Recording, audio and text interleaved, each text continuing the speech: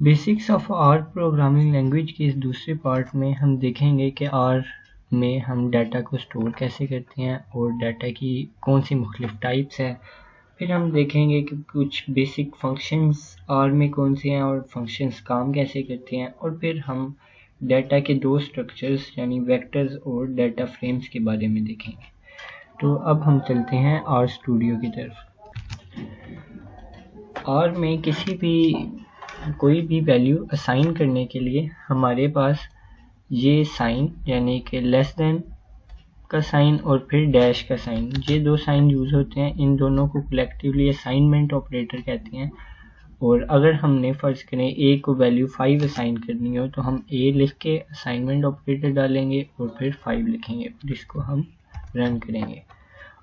जैसे ही हम ये कोड रन करेंगे तो राइट साइड पे हमारे पास एनवायरनमेंट पेन में ए की वैल्यू 5 स्टोर हो गई है। इसी तरह हम बी को 10 और सी की वैल्यू फॉर एग्जांपल 20 स्टोर कर सकते हैं।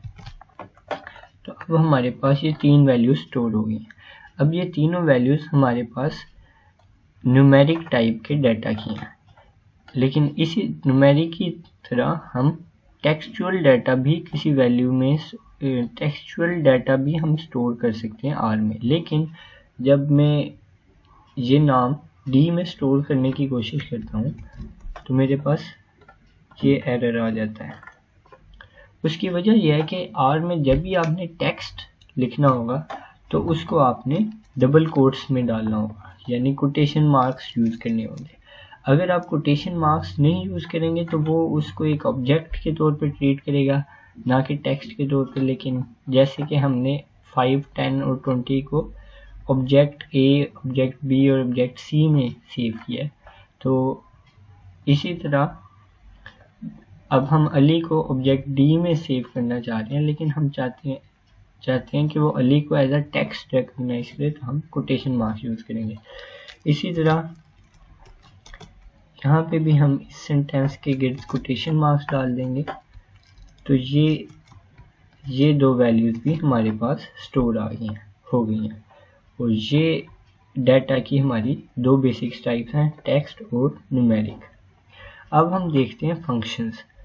फंक्शंस बेसिकली एक ऐसा तरीका होता है कि अगर एक फंक्शन को एक इनपुट दिया जाए तो हमेशा वो उससे एक सेम आउटपुट देगा।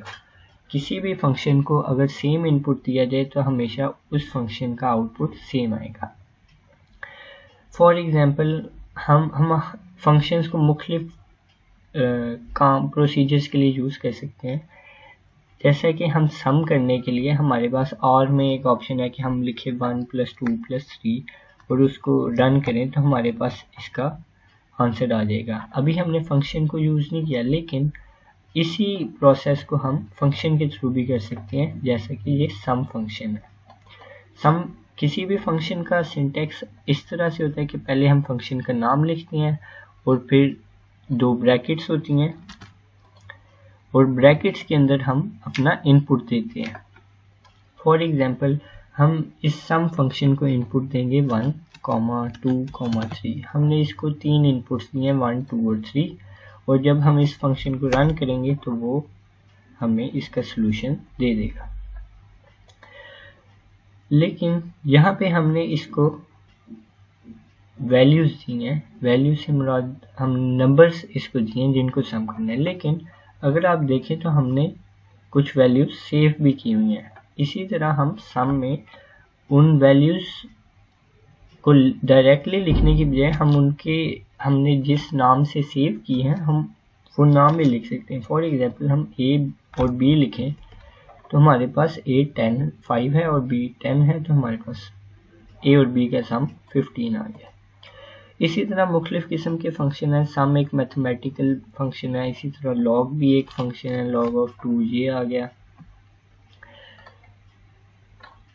इसी तरह एक फंक्शन है टाइप ऑफ, जो कि हमें बताता है कि कोई भी ऑब्जेक्ट जो हमने स्टोर की हुई है उसकी टाइप क्या है। फॉर एग्जांपल अगर मैं टाइप ऑफ डी लिखूंगा तो वो मुझे बताता है कि ये कैरेक्टर है, यानी हमने डाटा की दो टाइप्स पढ़ी, एक टेक्स्ट और एक न्यूमेरिक। जो टेक्स्ट टाइप है इसको आर कैरेक्टर के नाम से सेव करता है। अब हम चेक करते हैं कि सी की क्या वैल्यू टाइप है। हम टाइप ऑफ सी लिख के एंटर करते हैं तो हमारे पास आई डबल। जो आर है वो न्यूमेरिक डाटा को दो नामों से सेव करता है, या तो डबल या इंटीजर।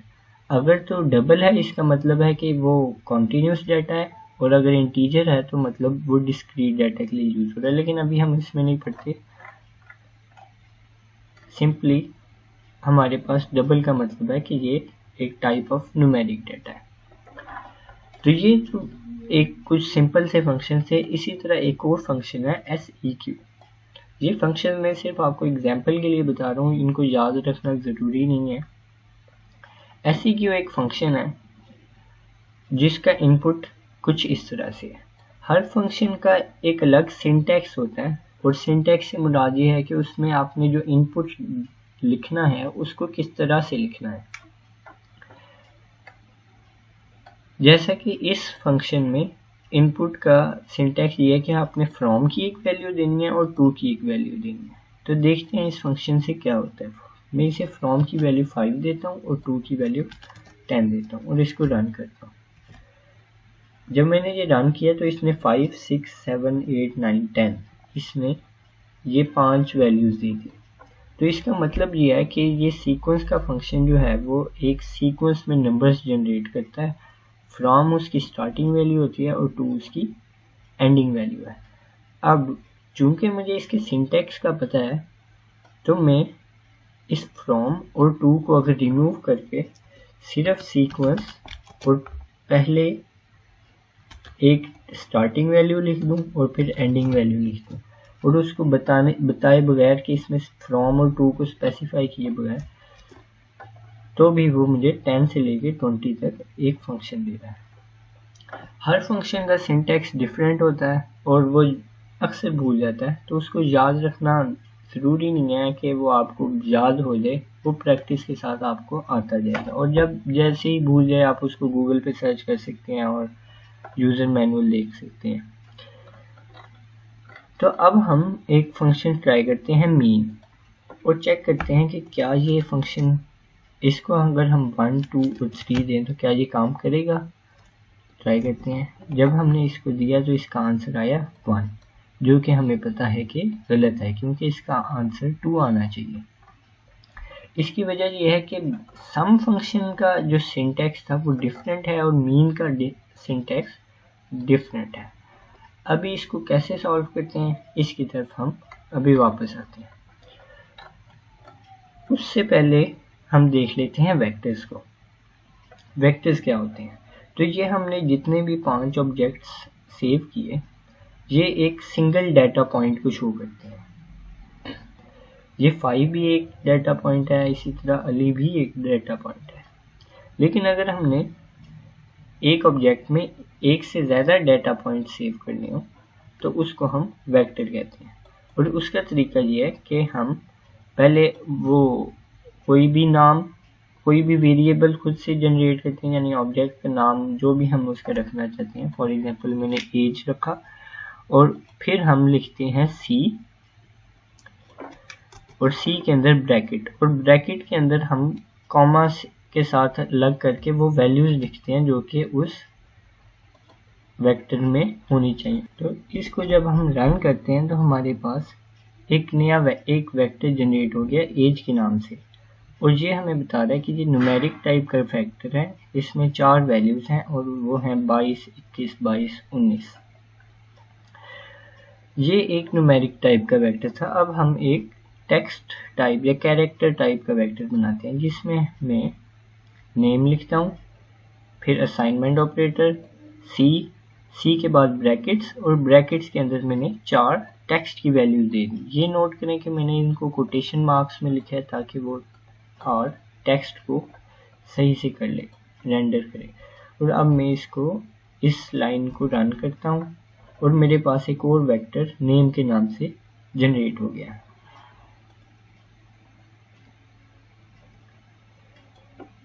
तो ये थे वेक्टर्स। अब हम वापस आते हैं अपने मीन के फंक्शन की तरफ जो कि सही काम नहीं कर रहा था। तो अब हमने एक वेक्टर चूंकि जनरेट किया है एज का, तो हम ट्राई करते हैं इन एजेस की मीन फाइंड करने के लिए। उसके लिए हम मीन फंक्शन में इनपुट देते हैं एज। जब हम ये एज का इनपुट रन करते हैं तो हमारे पास आंसर आ रहा है 21, जो कि एक करेक्ट आंसर है। 22, 21, 22 और 19 का मीन जो है वो 21 ही आता है। तो इसका मतलब ये हुआ कि मीन फंक्शन जो है वो एक ही इनपुट को एक्सेप्ट करता है और उसी इनपुट में हमने मल्टीपल वैल्यूज देनी होती है। तो उसके लिए हमें यूज करना पड़ेगा वेक्टर का। अगर हम 1, 2 और 3 का मीन लेना चाहते हैं तो हम मीन लिखेंगे और मीन के अंदर हमें एक वेक्टर इनपुट के तौर पे देना पड़ेगा। फॉर एग्जांपल अगर हम 1, 2 और 3 ही कैलकुलेट करना चाहते हैं तो हम इस फंक्शन के अंदर लिखेंगे c और एक और ब्रैकेट लिखेंगे और उसके अंदर 1, 2, 3 लिखेंगे। अब ये c1, 2, 3 एक वेक्टर ऑब्जेक्ट है 1, 2 और 3 पे, और वो इनपुट जो है वो मीन एक्सेप्ट करेगा। अब इसको रन करके चेक करते हैं। तो अब हमारे पास मीन आ गया है 2। तो इस तरह से हर फंक्शन का सिंटैक्स डिफरेंट होता है। अब हम कुछ और फंक्शन देखेंगे ताकि हमें पता चले कि आर वर्क कैसे करता है। वंस अगेन इनको याद करने की ज़रूरत नहीं है, लेकिन पता होना चाहिए कि ये एक दफ़ा एक आइडिया हो जाएगा कि ये फंक्शंस काम कैसे करते हैं। एक फंक्शन है न्यूमेरिक। ये फंक्शन एक खाली वेक्टर जनरेट करता है और एक स्पेसिफिक लेंथ का। फॉर एग्जांपल मुझे 10 एक वेक्टर चाहिए, जिस तरह इसमें 4 डाटा पॉइंट्स है, इसमें भी 4 डाटा पॉइंट्स है। मुझे 10 डाटा पॉइंट्स का एक वेक्टर चाहिए और वो उसकी टाइप हो न्यूमेरिक। तो मैं न्यूमेरिक लिखूंगा, ब्रैकेट्स डालूंगा और फिर इसके अंदर 10 इनपुट दूंगा। तो मेरे पास ये 10 वैल्यूज का एक वेक्टर जनरेट हुआ, लेकिन मेरे पास यहाँ पे सेव नहीं हुआ। उसकी वजह ये है कि मैंने इसको कोई वैल्यू असाइन ही नहीं की थी। फॉर एग्जांपल मैं इसको f के नाम से सेव कर लेता हूँ, यानी f में इस वेक्टर को स्टोर कर लेता हूँ। अब मैं इसको रन करता हूँ तो मेरे पास यहाँ पे f जनरेट हो गया है 10 साइज का एक वेक्टर। इसी तरह कैरेक्टर फंक्शन है, वो सेम काम करेगा। फॉर एग्जांपल मैं 20 या 5 लिखता हूँ तो इसने 5 लेंथ का एक वेक्टर जनरेट किया है और ये बिल्कुल खाली वेक्टर है, लेकिन इसकी टाइप न्यूमेरिक है। इसको भी हम चेक कर सकते हैं। g के नाम से इसको सेव करेंगे तो हमारे पास एक कैरेक्टर वेक्टर बन गया। अब एक और फंक्शन देखते हैं जो कि स्टैटिस्टिक्स में बहुत यूजफुल है, वो है r-norm। स्टैटिस्टिक्स में एक डिस्ट्रीब्यूशन की टाइप है जिसे हम कहते हैं नॉर्मल डिस्ट्रीब्यूशन, और r-norm का फंक्शन जो है वो रैंडम नंबर्स जनरेट करता है, ऐसे रैंडम नंबर्स जिनकी डिस्ट्रीब्यूशन नॉर्मल होती है। अब अगर हम यहाँ पे r-norm को सिलेक्ट करें तो यहाँ पे एक छोटा सा बॉक्स भी आ रहा है, वो हमें इसका सिंटैक्स बता रहा है। यानी पहला इनपुट इसका n होगा, n से मुराद नंबर ऑफ रैंडम नंबर्स। दूसरा इनपुट होगा कि मीन इसका कितना होना चाहिए, और तीसरा इनपुट है स्टैंडर्ड डिविएशन। लेकिन अगर हम मीन का इनपुट नहीं देंगे तो वो ऑटोमेटिकली इसको 0 अज्यूम कर लेगा। इसी तरह हम स्टैंडर्ड डिविएशन का इनपुट नहीं देंगे तो वो ऑटोमेटिकली इसको 1 अज्यूम कर लेगा। तो एक इनपुट देना सिर्फ ज़रूरी है और वो है n, यानी number of random numbers. For example मैं 10 रैंडम नंबर्स जनरेट करता हूँ तो हमारे पास ये 10 रैंडम नंबर्स जनरेट हो गए और इनका मीन 0 है और स्टैंडर्ड डिविएशन 1 है। इसी तरह मैं 100 रैंडम नंबर्स भी जनरेट कर सकता हूँ और उसको h में स्टोर कर लेता हूँ। मेरे पास अब एक h भी एक वेक्टर बन गया है जिसमें 100 वैल्यूज स्टोर हैं, और ये 100 वैल्यूज जो हैं वो रैंडम नंबर्स हैं जिनका मीन 0 है और स्टैंडर्ड डिविएशन 1 है। अगर मैं चेक करना चाहता हूँ कि h का कंटेंट क्या है, यानी h के ये सारे वेक्टर्स मैं देखना चाहता हूँ, तो मैं लिखूंगा h और एंटर कर दूंगा। मेरे पास एक एरर आ रहा है, लेकिन वो अभी रेलिवेंट नहीं है। तो यहाँ पे जब हमने h लिखा तो हमारे पास 100 रैंडम वेरिएबल्स की जो कि h में स्टोर हैं वो आउटपुट में उसने दे दिए। लेकिन अब इस तरह से हम इनको देखें तो ये हमारे लिए डाटा यूजफुल नहीं है, तो हम एक और फंक्शन को यूज करते हैं, वो है समरी फंक्शन। हमने h एक वेक्टर में ये रैंडम नंबर जनरेट किए, हम समरी फंक्शन को इनपुट देते हैं h और ये रन करके देखते हैं तो हमारे पास ये आउटपुट आया है।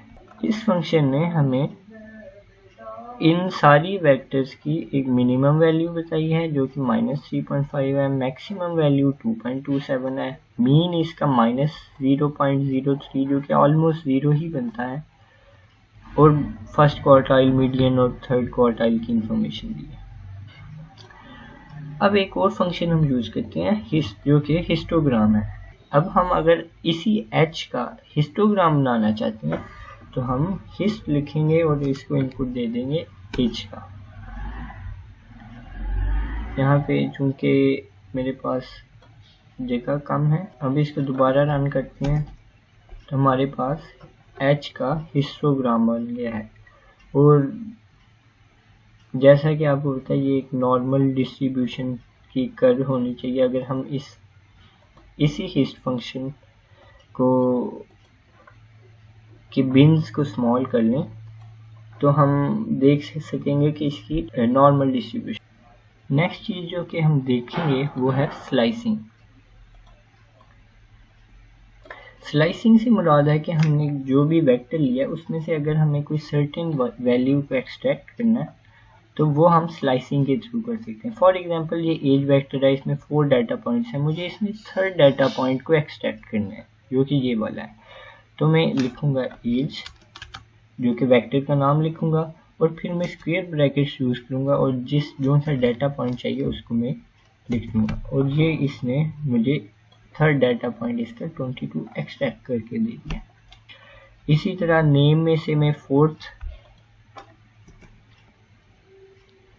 डाटा पॉइंट को अगर एक्सट्रैक्ट करना चाहूँ या निकालना चाहूँ, इनपुट करना चाहूँ तो मैं वो भी कर सकता हूँ इसी मेथड के थ्रू, और उसने मुझे फोर्थ डाटा पॉइंट दे दिया।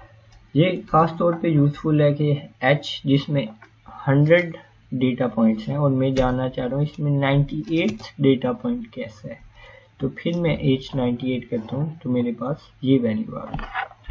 और स्लाइसिंग नोटेशन सिर्फ हम डाटा को देखने के लिए नहीं बल्कि डाटा को मैनिपुलेट यानी अपडेट करने के लिए भी यूज कर सकते हैं। फॉर एग्जांपल हमारे पास ये एज का वेक्टर है, तो मुझे पता चलता है कि इसमें जो पहली एज है ये 20 होनी चाहिए ना कि 22। तो मैं लिखता हूँ, अब मैंने इसमें से पहला डाटा पॉइंट निकालना है तो उसको मैं सिलेक्ट करूँगा एज और स्क्वायर ब्रैकेट 1 और फिर मैं इसको एक न्यू वैल्यू असाइन कर दूंगा 20। जब मैं ये कोड रन करूंगा तो हमारे पास ये वेक्टर चेंज हो गया है। तो ये है स्लाइसिंग नोटेशन। अगली चीज जो हम देखेंगे वो है डेटा फ्रेम।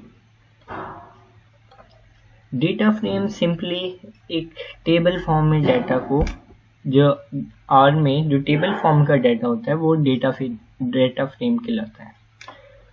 और कोई भी डेटा फ्रेम बनाने का तरीका ये है कि हम एक से ज़्यादा वेक्टर्स लें और उनको डेटा डॉट फ्रेम के फंक्शन के थ्रू डेटा फ्रेम में कन्वर्ट कर लें। फॉर एग्जांपल हमारे पास यहाँ पे दो वेक्टर्स हैं, एक है एज जिसकी लेंथ 4 है और दूसरा है नेम, इसकी भी लेंथ 4 है।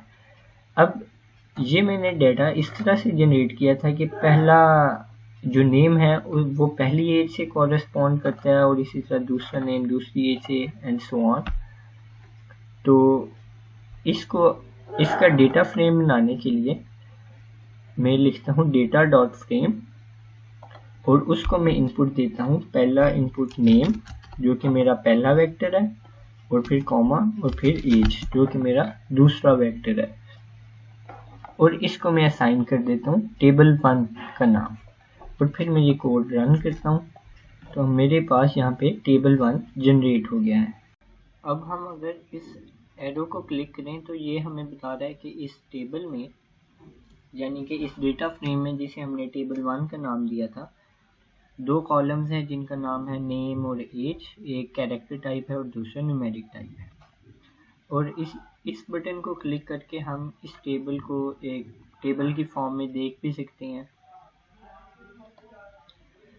इसी तरह ये एक डेटा फ्रेम हमने खुद जनरेट किया। इसी तरह आर में कुछ बिल्ट इन डेटा सेट्स होते हैं और जिसमें डेटा फ्रेम की सूरत में डेटा सेव होता है। इस एक बिल्ट इन डेटा सेट जो कि आर के साथ आता है वो है एम्प्टी कार्ड्स, और इसको सिंपली हम एम्प्टी कार्ड्स लिखेंगे और उसको एक टेबल 2 में असाइन कर देंगे तो वो ऑटोमेटिकली एक डेटा फ्रेम जनरेट हो गया जो कि ये इस आर में बिल्ट इन सेव है। अब हम देखते हैं कि इस डेटा फ्रेम में क्या है।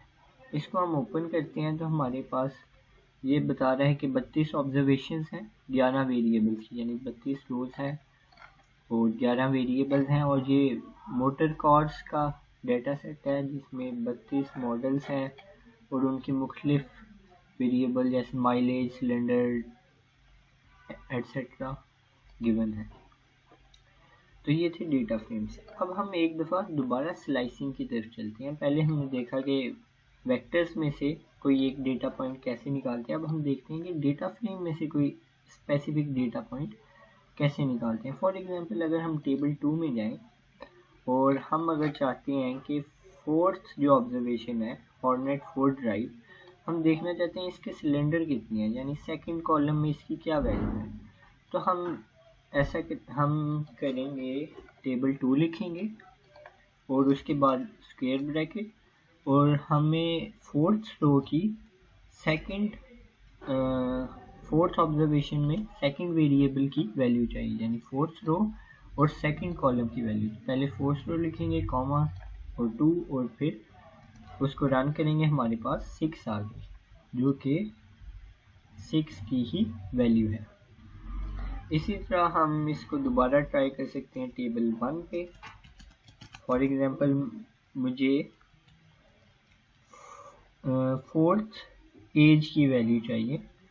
मुझे पता है कि एज पहले मैं लिखूंगा रो नंबर 4 जो कि एज में फोर्थ है और एज सेकंड कॉलम है, तो ये भी 4 बनेगा और ये इसकी वैल्यू 19 आ रही है जो कि हम देख सकते हैं कि 19 ही है। एक और इम्पोर्टेंट चीज़ जो कि हम टेबल किसी डेटा फ्रेम में से किसी स्पेसिफिक कॉलम को अगर हम सिलेक्ट करना चाहें, फॉर एग्जांपल टेबल 2 में से हम सिर्फ ये AM वाले कॉलम को सिलेक्ट करना चाहें तो उसकी नोटेशन कुछ इस तरह से होती है कि हम लिखते हैं डेटा फ्रेम का नाम जो कि टेबल 2 है, फिर डॉलर का साइन और फिर उस कॉलम का नाम, फॉर एग्जांपल AM। यहाँ पे आर हमें ऑटोमेटिकली भी दे रहा है लेकिन मैं मैनुअली टाइप करूँगा। अगर मैं सिर्फ इसको रन करूँ तो वो मुझे उसकी सारी वैल्यूज़ जो है वो डिस्प्ले कर देगा। लेकिन यहाँ पे अगर मैं स्लाइसिंग का नोटेशन करूँ तो वो मुझे इस कॉलम की वो वाली ऑब्जर्वेशन दे देगा जो मैं उससे मांगूंगा। फॉर एग्जांपल अगर मैं 10 यहाँ पे टाइप करता हूँ तो ये टेबल 2 में से AM वाले कॉलम की 10th ऑब्जर्वेशन मुझे निकाल के दे देगा जो कि 0 है।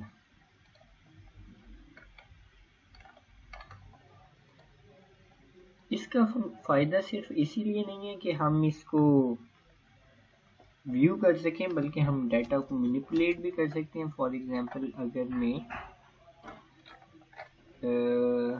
वेरिएंट की MPG को चेंज करना चाहता हूँ 1 2 3 4 5 6, तो मैं MPG को कॉलम सिलेक्ट करता हूँ और 6th वैल्यू को सिलेक्ट करता हूँ और इसकी वैल्यू में चेंज कर देता हूँ 18 से लेके 20.5 कर देता हूँ और इसको रन करता हूँ और हमारे पास यहाँ पे ये वैल्यू चेंज हो गई है। अब हम आखिर में एक और डेटा टाइप की बात करती हैं जो कि है फैक्टर्स। हमने पहले जिक्र किया दो डाटा टाइप्स का, जिसमें एक था कैरेक्टर और दूसरा था न्यूमेरिक।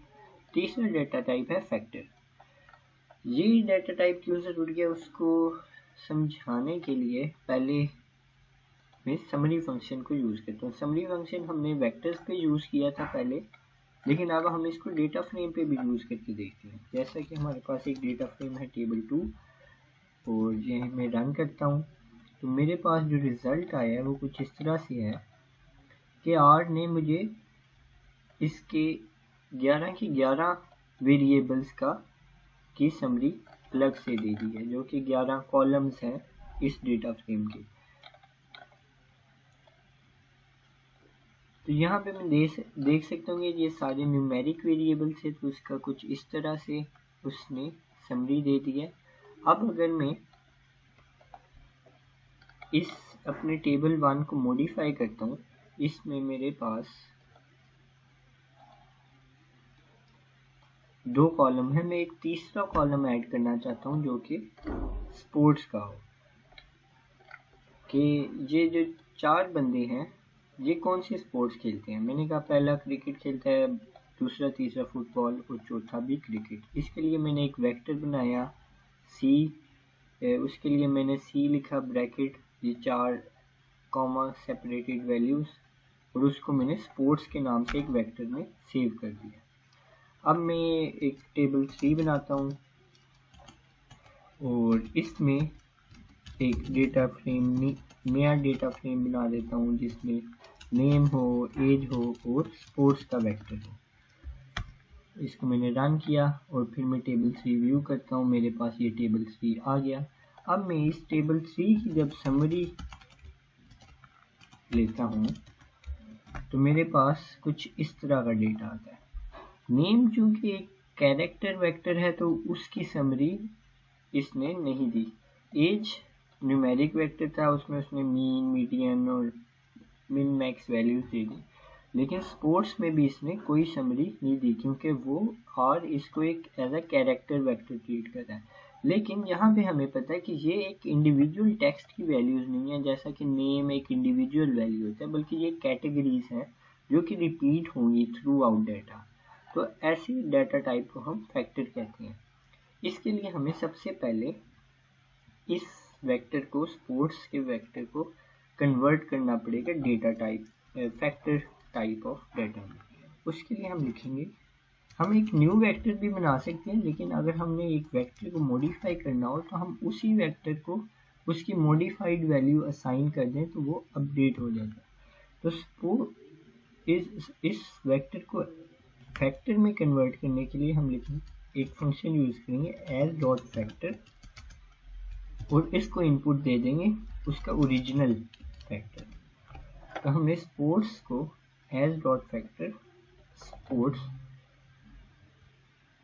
लिख के इस कोड को रन करेंगे तो स्पोर्ट्स का फैक्टर जो है वो अब स्पोर्ट्स का वेक्टर फैक्टर टाइप में कन्वर्ट हो गया। और उसने अब ये बता रहा है कि इसके 2 लेवल हैं, क्रिकेट और फुटबॉल। क्रिकेट को उसने फर्स्ट लेवल असाइन कर दिया और फुटबॉल को सेकंड कर दिया, और जो 4 डेटा पॉइंट्स थे उसको अब वो 1, 2, 2 और 1 की फॉर्म में सेव कर रहे हैं।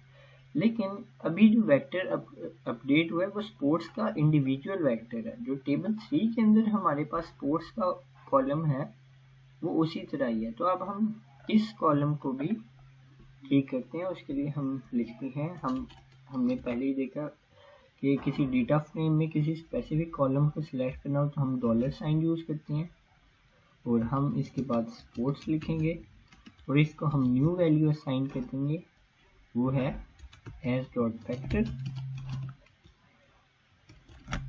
यानी ये फंक्शन उसे फैक्टर में कन्वर्ट करेगा और हमने किसको फैक्टर में कन्वर्ट करना है, इसी कॉलम को। तो इसी को ही हम कॉपी करके इसके इनपुट में लिख देंगे, और अब हम इस कोड को रन करेंगे।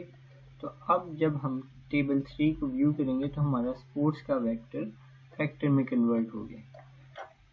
इसको फैक्टर में कन्वर्ट करने का फ़ायदा क्या हुआ, अब हम समरी रन करें दोबारा टेबल 3 पे,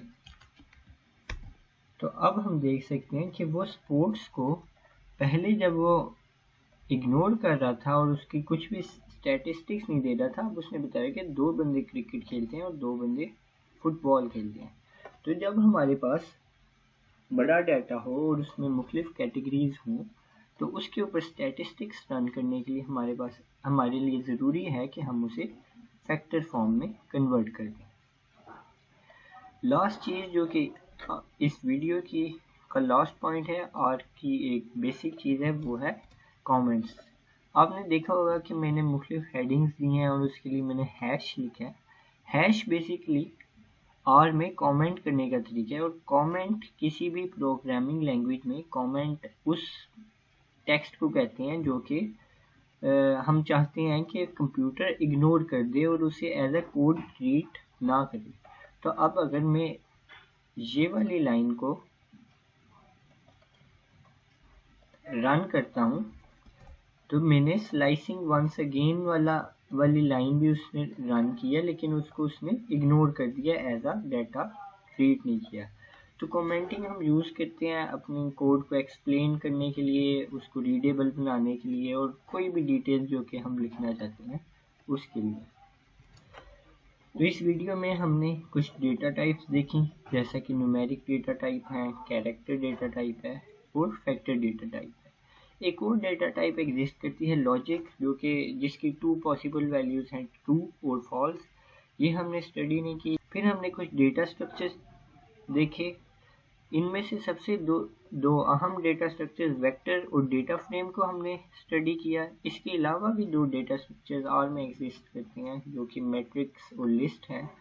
इनको फिलहाल इस वीडियो में हमने नहीं देखा। और कुछ हमने फंक्शन देखे जैसा कि मीन, समरी और नॉर्म और हिस्टोग्राम।